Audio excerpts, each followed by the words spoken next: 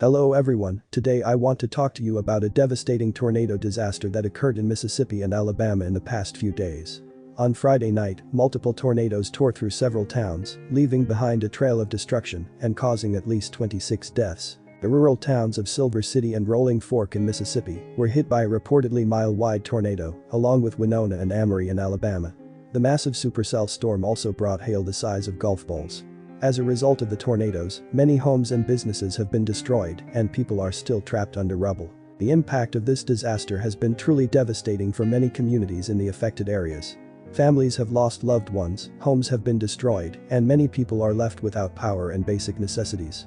Our thoughts and prayers go out to everyone affected by this tragedy. While natural disasters like tornadoes can strike suddenly and with little warning, it's important to take steps to prepare for such events. There are many resources available to help individuals and communities prepare for disasters, including emergency management agencies, non-profit organizations, and online resources. It's important to have a plan in place for how to respond in the event of a disaster, including identifying safe locations, evacuation routes, and emergency contacts. Furthermore, it's crucial to acknowledge the impact of climate change on the frequency and severity of natural disasters like tornadoes.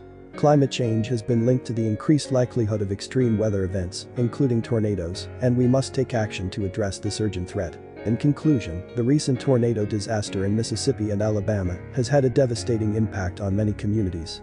It's important to continue to support relief efforts and work together to prepare for and address the impacts of natural disasters like tornadoes. Thank you for listening.